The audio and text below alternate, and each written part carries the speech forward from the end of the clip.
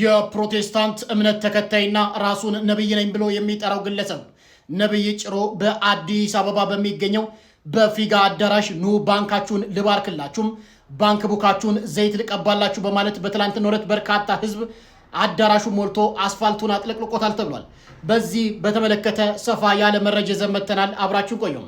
በሌላ መረጃችን ስናቀና በእስራኤልና በኢራን የሚደረገው እጅግ ከባድ ጦርነት ተፋፍሞ አሜሪካም እጇን ማስገባቷ በትላንትናው ዕለት ተሰምቷል።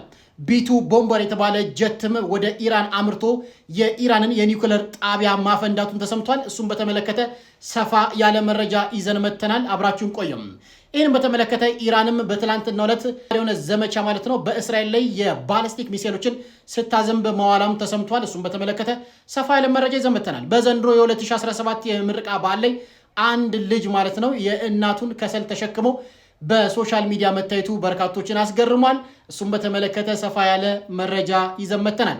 ለሶስት ከተደፈረች በኋላ ቪዲዮዎችን እለቀልሻለሁ ብለው እያስፈራሯት ያለች ሴት በሚዲያ ወጥታ አጋልጣለች። እሷን በተመለከተም አዲስ መረጃ አለ። ውድ የተከበራችሁ ተመልካቾቻችን ዛሬም ቁም ነገር አዘል እጅግ ጠቃሚ መረጃዎችን ከሚኮ ያገኛሉ። እንደተለመደው ሰብስክራይብ ያላደረጋችሁ ሰብስክራይብ በማድረግ ቪዲዮውን ከመጀመራችሁ ፊት ላይክ አድርጋችሁ ጀምሩ። አብራችሁን እንድትቆዩ ጋበዝኳችሁ። የምንጊዜም ወዳጃችሁ ሚኮ ነኝ። መልካም ቆይታ ይሆንላችሁ። ወደ መጀመሪያ መረጃችን ነው የምንሸጋገረው። የመጀመሪያ መረጃችን የሚያጠነጥነው ፌሚኒስት ወይ ደግሞ ለሴቶች ጠበቃ እንቆማለን፣ ለሴቶች መደፈር፣ ለሴቶች ጭቆና ጠበቃ እንቆማለን የሚሉ ሰዎች ካፋቸው የሚወጣው ንግግር እንዲሁ ለሴቶች ጠበቃ ሊቆሙ ይቅርና ለራሳቸውም ጠበቃ የሚቆሙ አይመስለኝም። እስቲ የዚህ ልጅ ንግግር ተናግረን እንምጣ። ሁላችሁ ኮሜንት ላይ እንዲሁ እነዚህን ትደግፋላችሁ? ሴቶች እኔ የምትመለከቱ ሴቶች እነዚህን እንደግፋለን የምትሉ እንደግፋለን፣ አይ አንደግፍ የምትሉ አንደግፍም በሉ። እኔ እቺ ልጅ የሴቶችን ጠበቃ ትሆናለች ብዬ አላስብም። እስቲ አዳምጠን እንምጣ። ዝም ብሎ ሰክቶ የሚወጣ እኮ ነው ያለው ቲጂዬ። እሷ ምንም ዝግጁ ሳትሆን ይሰካል፣ ይጨርሳል፣ ይወጣል። እሷ ግን አልተደሰተችም። ለሴክስ ምን አይነት እንትን ነው የሚኖራት? ቾር ነው የሚሆንባት ወይም ደግሞ ስራ ነው ለሷ። አሁን እንደ ዕቃ ማጠብ ነው በቃ። ቼክ ሊስት ነው። ለባሌ ዛሬ ሴክስ መስጠት አለብኝ፣ ዕቃ ማጠብ አለብኝ፣ ምግብ መስራት አለብኝ ምናምን ይሆናል። የሆነ ጓጉታ የምትጠብቀው ነገር ራሱ አይሆንም። ለምን ቆይኔ የምለው ግን ማህበረሰቡ ባህል፣ ወግ የሚባሉ ስርዓቶች አሉት አይደል? ወይስ እነዚህ ነገር ቀርተው ነው? ሁለተኛስ እንደዚህ አይነት ቃላቶችን መጠቀም እንደዚህ አይነት ንግግሮችን መናገርስ ምን አይነት ትምህርቶችን ለማስተላለፍ ተፈልጎ ነው? እንግዲህ በይሄን ቪዲዮ ይሄን ፕሮግራም በርካታ ሰዎች እንደሚመለከቱት እርግጠኛ ነኝ። ህፃናትም እንዲመለከቱት ይችላሉ። ትላልቅ ሰዎች ዛሬ በህፃናቱ እጅም ስልክ ስላላቸው ብዙ ቴክኖሎጂዎችን ይጠቀማሉና ከእንዲህ አይነት ነገሮች ምንን ለማስተላለፍ ተፈልጎ ነው እንዲህ አይነት ፕሮግራሞች የሚቀርቡት? እንደዚህ አይነት ቃላቶችን ተጠቅመን የምንናገራቸው ነገሮችስ ምንድነው? ዛሬ ይሄንን የተናገርነው ነገ ከነገ ወዲያ ልጆች ሲኖሩን ወይም ደግሞ ብዙ ጊዜ ካለፈ በኋላ ስንመለከተው እውነት አይቆጨንም? እንደዚህ አይነት ነገሮች እኔ ስላልገባኝ ነው ምን አይነት መልእክቶችን ለማስተላለፍ ተፈልጎ እንደሆነና እንዲህ አይነት ፕሮግራሞች መቅረባቸው እንዲህ አይነት ነገሮች ሰው ጋር ተደራሽ መሆናቸው የሚገኘው ጥቅም ከባህል አንፃር፣ ከወግ አንፃር፣ ከሃይማኖት አንፃር፣ ከኢትዮጵያዊነታችን ጥሩ ለመናገር ያህል ማለት ነው። ውድ የተከበራችሁ ተመልካቾቻችን እንደዚህ አይነት ሰዎችን እኔ አልቀበልም፣ እውነት አልቀበልም። ለሴት ልጅ ጠበቃ መቆም አዎ አግባብ ነው። ሴት ልጅ እኩል ነች፣ አዎ ከማህበረሰቡ እኩል መታየት አለባት፣ አዎ አግባብ። ሴት ልጅ መደፈር የለባትም፣ አዎ። ሴት ልጅ መጨቆን መለከፍ የለባትም። ሴት ልጅ ከወንድ እኩል የሥራ ገበታ ላይ መቅረብ አለባት፣ ወጣ መማር አለባት፣ አዎ። ግን እነዚህ ሰዎች በተአምር ሴት ልጅን ይወክላሉ ብዬ አላስብም፣ በተአምር። ምክንያቱም ከአፋቸው የሚወጣው ነገር እንዳለ በጣም ብልግና ነው።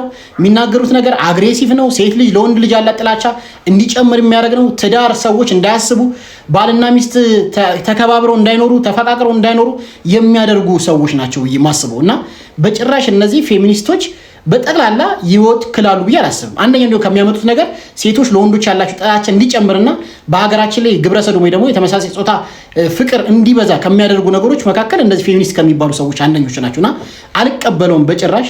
እኔ የምትቀበሉት ከሆነ እንቀበላለን በሉ። እኔ ግን በራሴ እውነት እኔን የምትደግፉኝ እንደግፋለን በሉ። እኔ ጭራሽ እነዚህን አልቀበላቸው። ምክንያቱም መረጃችን ስናሸጋገር ደግሞ ወደ ተከበራችሁ ተመልካቾቻችን በሰሞኑ ከቀረቡት በሶሻል ሚዲያ ከቀረቡት አንድ ቪዲዮ ነበረ። የሆነች ልጅ ለሶስት ከተደፈረች በኋላ ማለት ነው በሶሻል ሚዲያ ላይ እርቃንሽን እንለቅሻለን ብለው እያስፈራሯት ይገኛል። እሷም ቀድማ ለማሳወቅ እየጣረች ነው የምትገኘው። እስቲ ይሄንን መረጃ አዳምጠን እንምጣና ምን ትላላችሁ? ምን ታስባላችሁ? ዘመኑ አልከፋም ትላላችሁ? እስቲ አዳምጡት። የዚህች ልጅ ታሪክ እንግዲህ አይቼ ማለፍ ስለከበደ ነው የመጣሁት። እቺ እህታችን እንግዲህ መጀመሪያ እንድንሰማት ከዛ በኋላ ደግሞ እንድናስተጋባላት ስለሆነ የመጣችው እንናገራለን ባጭሩ ታሪኩን ማለት ነው። ያው ታሪክ ማሳጠር ወደለ እና እቺ ልጅ እንግዲህ ርዕሱ ላይ ከላይ እንደምታዩት በሶስት ወንዶች ተደፍራለች። መደፈሯ አይደለም በዛ ላይ ደግሞ ቪዲዮ ተቀርጻለች። ያ ነገር ስላሳሰባት ቀድማ መታ ተገዳ እንደሆነ ልትነግረን መታለች።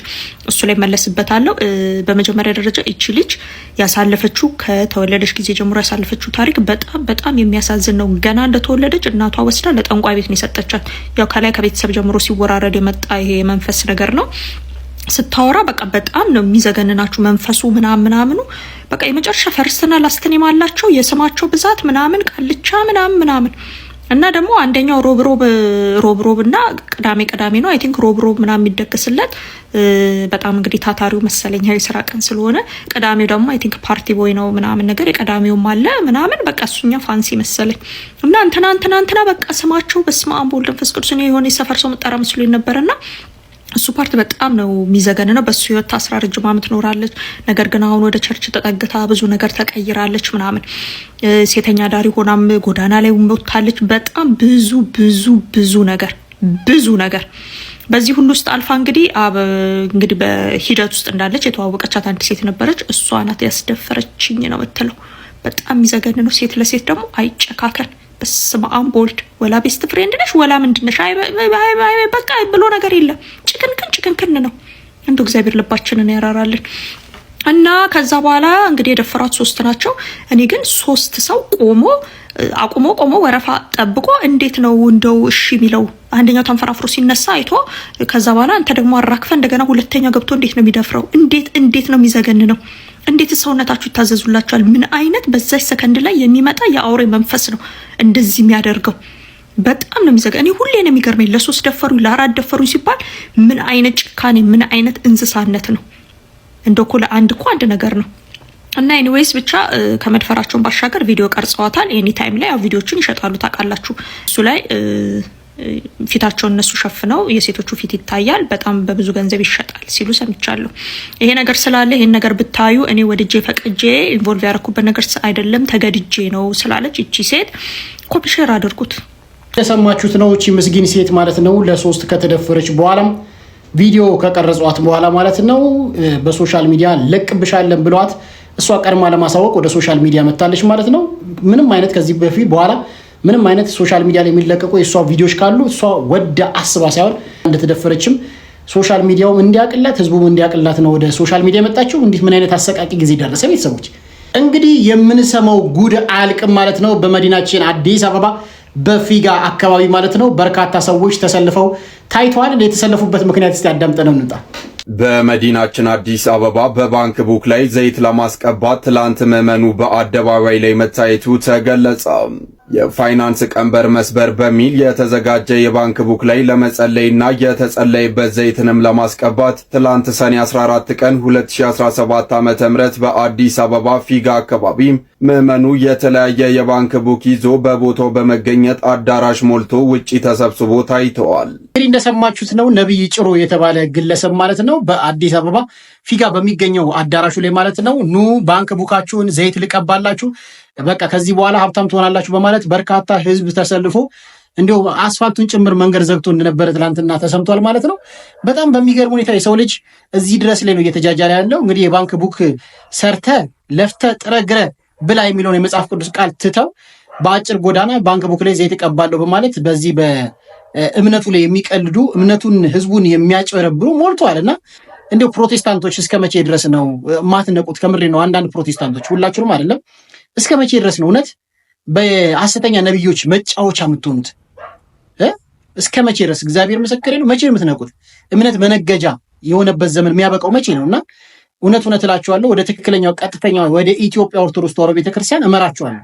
ሌላኛው መረጃችን ስናቀና ደግሞ ዶናልድ ትራምፕ የአባይ ግድብን እኔ አዋጥቻለሁ እንደውም በግብጽና በኢትዮጵያ መካከል ያለውን ግንኙነት እንዳይሻክር አድርጌያለሁ የኖቤል ሽልማት የሰላም የኖቤል ሽልማት ይገባኛል እያሉ ነው። እንግዲህ የአባይ ግድብን እኛ ጠረንግረን ላባችንን ጠብ አድርገን ቦንድ እየገዛን የሰራነውን ግድብ ዶናልድ ትራምፕ እኔ ነኝ አበድሬያቸዋለሁ። ከዛም ባሻገር ደግሞ ግብጽ እንደውም ግድባችሁን ታፈነዳባችሁ ነበር እኔ ነው እንትን ያልኩት ምናምን እያለ ነው። አዳምጠን እንውጣ። በስተመጨረሻም ለዶናልድ ትራምፕ አነጋጋሪ ንግግር መልስ የሚሰጥ ኢትዮጵያዊ ተገኝቷል። ነገሩ እንዲህ ነው። ዶናልድ ትራምፕ በራሳቸው ትሩዝ በሚል ገጽ ባዘጋጁትና በለቀቁት ጽሑፍ ላይ ኖቤል ሽልማት አይገባኝም ወይ ካሉ በኋላ የሀገራትን ማስታረቅ ገልጸው የግብጽና ኢትዮጵያንም ገልጸው ነበር። ያቂ ለሆነ ለኢትዮጵያ ህዳሴ ግድብ ረብጣ ዶላሮችን በድጋፍ የሰጠነው እኛ ነን ባሉበት ጽሑፍም ብዙ ኢትዮጵያኖች ጥያቄ ፈጥሮባቸዋል። ሁሉም ከመቀነቱ የፈታ ተማሪ ሆኖ ለግድቡ አስተዋጽኦ ያደረገ ባለሀብቶች አንጡር ሀብታቸውን ቦንድ በመግዛት ያፈሰሱበት እንዲሁም ደሃ እናት ከመቀነቷ ወጥታ የህዳሴውን ግድብ የኔ ነው ብላ የገደበችበት ከዛም ባሻገር 3 የኢትዮጵያ መንግስታት የተፈራረቁበት አሁንም ቢሆን ያላለቀው የህዳሴ ግድብ በእኛ ሀብት ነው የተሰራው ማለታቸው ብዙ ቁጣ አስነስቷል። እጅግ በጣም አስገራሚ ሆኖ በዓለም ላይ መነጋገሪያም ሲሆን ነበር። ኢትዮጵያኖች መልስ የሚሰጣቸው አካል ሲፈልጉ ነበር። የዋና ኢነርጂ ሚኒስትር ዶክተር ኢንጂነር ሀብታሙ ይተፋ ራሳቸው ኦፊሻል ገጽ ላይ ባስተላለፉ መልእክትም ይህ የኢትዮጵያ ህዳሴ ግድብ የተሰራው በኢትዮጵያ ልጆች ሀብት እንጂ በማንም ድጋፍና እርዳታ አይደለም ሲሉም ገልጸዋል። ዶናልድ ትራምፕ አወዛጋቢ አነጋጋሪ ንግግሮችን በመስጠትም ይናገራሉ። መንግስታት ደረጃ ይህን ያህል ድፍረት ያለው ንግግርስ እንዴት መናገር ይቻላል? ማስረጃ የሌለው ነገርስ ምን ያህል በእርግጠኝነት መናገር ይቻላል? ብቻ ይህን የምናውቀው ነገር አለ። አሁንም ጥያቄ የሚሆንብኝ ሀያለኝ ብሎ ራሱን የሚያስብ የየትኛውም ሀገር መሪ ስለ አፍሪካ ሀገራት ወይም ስለ ድሃ ስለሚባሉ ሀገራት ወይም በማደግ ላይ ስላሉ ሀገራት በድፍረት የፈለገውን ሀሳብ እንዲሁም ያለ ማስረጃ መናገር ይቻላልን? ተጠያቂስ የሚያደርገው ነገር የለምን? በዚህ ነገር ላይ ሀሳብ አስተያየታችሁን የምታውቁትን ነገር ብታጋሩኝ ደስ። ሳምንት በርካቶችን ሲያነጋግር የቆየ አንድ የላይቭ ፕሮግራም አለ። በዚህ ላይ ፕሮግራም ላይ ፓስተር ዮናታን አክሊሉ ዮኒ ማኛን ጨምሮ በርካታ ፓስተሮችን ጭምር በርካታ ህዝብ በተገኘበት አንድ የኢትዮጵያ ኦርቶዶክስ ተዋሕዶ ቤተክርስቲያን ወጥቶ ጉድ ሰርቷቸዋል። ዮናታን አክሊሉን ዮኒ ማኛን ጨምሮ በርካቶች ተመልክታችሁታል። እዚህ ላይ ግን በጣም መጨመር ያለብኝ ሀሳብ አለ። የልጁንም ስህተት እናገራለሁ። ጌታን ብትቀበል እዚሁ እነ ኮኪ እያለሁ እኔም እያለሁ እኔ የምለውን ከኔ ጋር ብለህ ጌታን ብትቀበል በጣም ደስ ይለኛል። ለእኔም ታላቅ ደስታ ይሆናል፣ በሰማይም ታላቅ ደስታ ይሆናል። እሺ እኔ የምለውን ከኔ በኋላ በልና ትጸልያለህ። ጌታ ኢየሱስ ሆይ አመሰግንሃለሁ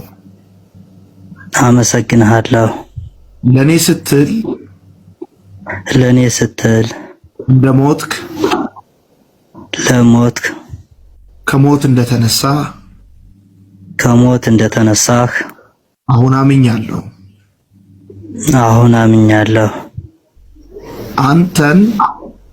አንተን የህይወቴ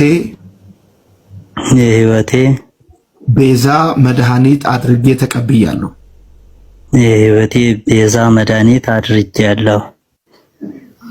ለአንተ ብቻ እሰግዳለሁ። አንተን ብቻ አመልካለሁ። አንተን ብቻና እናትን ቅድስት ድንግል ማርያምን አመልካለሁ።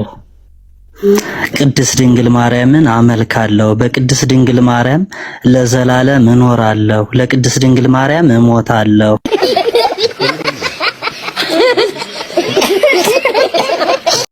እንግዲህ እንደሰማችሁት ነው። እኛ ማርያምን አናመልካትም በጭራሽ። ኦርቶዶክስ ማርያምን ታመልካቷላችሁ የሚል ወይ ደግሞ ማርያምን አምልኩ የሚል አስተምሮም የለንም። ልጁ ተናግሯል። ፕራንክ ልሰራቸው ብዬ አስቤ ነው፣ ሙድ ሊይዝባቸው ብዬ አስቤ ነው ብሏል። ግን ምንም እንኳን ሙድ ብትይዝ፣ ምንም እንኳን ፕራንክ እንኳን ብትሰራቸው ንግግር ልክ አይደለም።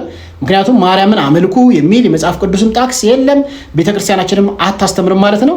ዮኒ ማኛ እና እዛ ዮናታን አክሊሉን ጨምሮ በርካታ ፓስተሮች በጣም ነው የደነገጡት። ምክንያቱም ይህን ሰው ገና ዛሬ ወደ ጌታ ቀላቀል ነው ወደ ጴንጤ ቀላቀል ነው እያሉ እንግዲህ ደስ ብሏቸው ነበር። በመጨረሻ ግን ፕራንክ ሰርቷቸዋል ማለት ነው። ቢሆንም ግን ልጁ ጥፋት አለበት። እኛ ማርያምን አናመልካትም። ወደ ሌላኛው መረጃ ስንሸጋገር ደግሞ ማለት ነው በኢራንና በእስራኤል የሚደረገው ጦርነት ቀጥሎ በትላንትናው ዕለት ማለት ነው አሜሪካ በኢራን ላይ ከባድ የሆነ ዘመቻ ፈጽማለች። ይህም ዘመቻ በኢራን የሚገኘውን የኒውክሌር ማብላያ ማለት ነው እንዳፈነዳች ተናግራለች። ቢቱ ቦምበር የተባለ እጅግ ዘመናዊ ዲቴክት የማይደረግ ጀት ወደ ኢራን ካቀና በኋላም እንግዲህ በርካታ ጉዳቶች አድርሶ እንደተመለሰ ነው የተሰማው። አሜሪካ ከገባች ወደ ማያባራው ጦርነት ሊንቀሳቀሱ ይችላሉ ተብሎ የተሰማ ነው።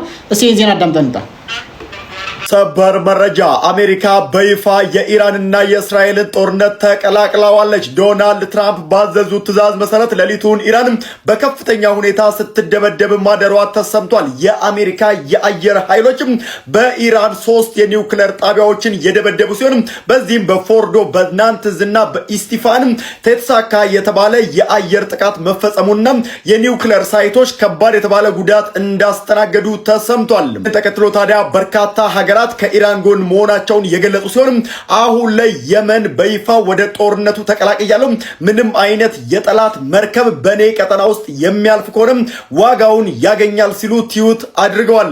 እንግዲህ እንደሰማችሁት ነው አሜሪካ ወደ ጦርነቱ መቀላቀሏን ተከትሎ የመንም እኔ ምንም አይነት የጠላት መርከብ አልቀበልም በራሴ ቀጠና ላይ ብላለች። እንግዲህ የመንም የተቀላቀለች ሲሆን ሳውዲ አረቢያ ደግሞ ለእስራኤል ነው እየደገፈች ያለችው።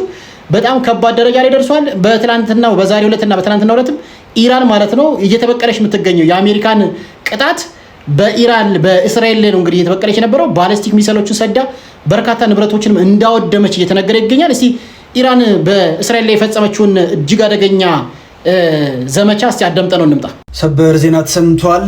ኢራን እስራኤል ላይ በባላስቲክ ሚሳኤል የታገዘ ከባድ የተባለ ጥቃት በፈጸመ እንግዲህ በዚህ ሰዓት እየተገለጸ ይገኛል። ኢራን የአሜሪካ ድብደባ ተከትለው እስራኤል ላይ ጥቃት ፈጽማለች። የኢራን ወታደራዊ ኃይልን ምንጭ ያደረገው ፋርስ ኒውስ ኢራን ቤን ጉሪዮን አየር ማረፊያና የባዮሎጂካል ጥናት ማዕከል የጥቃቱ ኢላማ ማድረጓ ነው የተገለጸው። በጥቃቱ ምክንያት በአሁን ወቅት በእስራኤል ሃይፋይና ቴልአቪቭ ከተሞች እጅግ ከፍተኛ የተባለ ውጥረት መንገሱ የቢቢሲ ዘገባ አመላክቷል። እነሆ ነገሮች እንግዲህ በመካከለኛው ምስራቅ እየተለዋወጡ ይገኛሉ። አላህ ምስክራችን ነው። አሜሪካ ክንዳችን ትቀምሳለች፣ ላደረገችው ነገር ዋጋዋን እንሰጣታለን፣ የኢራን አቅም እናሳያታለን ሲሉ ኢራናውያን በዚህ ሰዓት እየዛቱ ይገኛሉ። የአሜሪካን ጥቃቶች ተከትሎ ማቆም የሌለው መዘዝ ይከተላል ስትልም ኢራን አስጠንቅቃለች።